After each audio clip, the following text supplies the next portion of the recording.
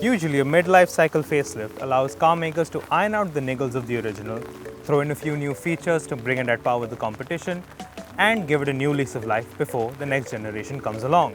Recently, Honda updated its compact crossover, the WRV, to comply with BS6, and from where I'm standing, I'm hard-pressed to find what's exactly new. But let's take a closer look.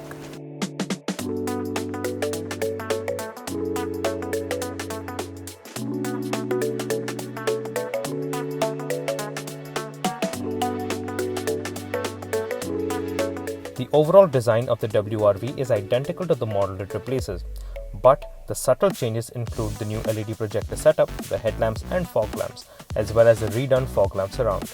The front grille has been revised, which actually does quite a bit to make the WRV more attractive and muscular. The diesel variants come with new 16-inch alloy wheels, which add to the same. At the rear, nothing has changed apart from a few LED elements on the tail lamps, which also make it look more attractive. Once you step inside, the cabin is identical to the older model, continuing with the all-black theme. While the plastic quality is very good, there aren't any soft touch materials on the dash or door trims. You continue to get the 7-inch touchscreen as before with inbuilt navigation, but it's now enabled with Apple CarPlay and Android Auto. It's not the best system to use because it's not as vibrant and it is prone to glare from the sun. This touchscreen HVAC system is actually quite nice to look at first, but it's a little difficult to use because it doesn't offer any haptic feedback when you use it. Additionally, it's a huge fingerprint magnet which really bothers my OCD. While there are some neat touches like the cup holder near the driver AC vent, soft center armrest with storage, the electric sunroof, quite comfortable seats with new upholstery, the rake and reach adjustable steering wheel with buttons for media and cruise control, along with the traditional easy-to-read analog dials. There are ample ports to charge your devices, but there is no wireless charging on offer, and the 6-way adjustable driver seat is manual only. But the design of the overall cabin is actually quite airy and spacious like Honda interiors usually are, and that is prominent most at the rear. Now in the rear seat, you will notice two things. First, the copious amount of space in the back, and second, absolutely nothing else. You don't get rear AC vents or a charging socket because you'll have to use the one in the center armrest ahead. You don't even have a center armrest or even adjustable headrests in the back. However, due to its jazz hatchback underpinnings, with the seat set to my position, there is a lot of knee room, there is a lot of leg room, there is also an incline on the floor that makes it much easier to sit for long journeys, that makes it more comfortable.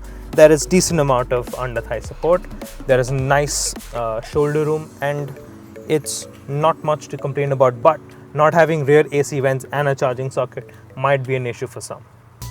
The biggest change in the WRV is up at the front, as the engine lineup has been upgraded to BS6 emission compliance. So how has that upgrade affected the performance of the WRV on the road? The one we're driving is the 1.5-litre turbo diesel, which is good for 100 horsepower and 200 Nm of torque. It is the same unit as before, but has been tuned for BS6 compliance. The engine has always been notorious for being noisy, and even with the BS6 upgrade, it continues to be the same as before. But there is a touch of maturity. But it's hard to tell the difference. As the revs climb up, so does the noise levels. But to be fair, it isn't something that will be an issue in the long run. To drive, the engine has a meaty mid-range and has a decent amount of grunt in the low end as well, which means you won't be changing gears too often in city or on the highway. Although it doesn't feel underpowered, when fully loaded with passengers, it can feel a little bit stressed on the highway. The transmission itself is the same 6-speed manual unit as before, and it clicks in quite nicely and easily into gear. The shifts are quite smooth and tactile, and the throws are pretty short, so it's really nice to use. But I would like the gear knob to be fastened down properly because it kind of moves about in its position. Now this is an issue I've noticed with recently introduced Honda, that the gear lever twists around on its position. Also, a gear shift indicator on the dash would have been nice. The clutch is also quite light even for a diesel, and the pedal travel is pretty much ideal. Fuel economy for the new BS6 WRV diesel is actually rated to be marginally lower than the BS4 version. However, on our test on the highway and city driving, we got around 18.5 kmpl and 13.8 kmpl respectively. Because underneath the WRV is essentially a jazz hatchback, the handling of the car is actually quite balanced because of the low center of gravity, and the wider tires help make taking corners in the WRV quite fun. The steering is quite sharp and precise, but it could weigh up a little bit more at higher speeds. However, that fun element is limited by the ride, as like modern Hondas, the softer suspension setup makes it relatively comfortable in the city and allows it to soak up the bumps to some extent. It leads to an overall bouncy ride and takes time to settle down. This can be particularly difficult for rear passengers, especially on the highway. Honda has equipped the WRV with dual front airbags as standard, along with all the mandatory safety features like ABS with EBD, overspeed alert, rear parking sensors, in addition to the engine immobilizer, brake assist, and a multi-angle rear view camera. Priced between 9.8 lakh to 11 lakh ex-showroom Delhi, the WRV is marginally more affordable than its compact SUV rivals, but the lack of an automatic option, especially when the package is in high demand, is the biggest chink in the WRV's armor. The update to the new car is extremely minor. The exterior is fairly the same, and I wish the interior had some new features and quirks.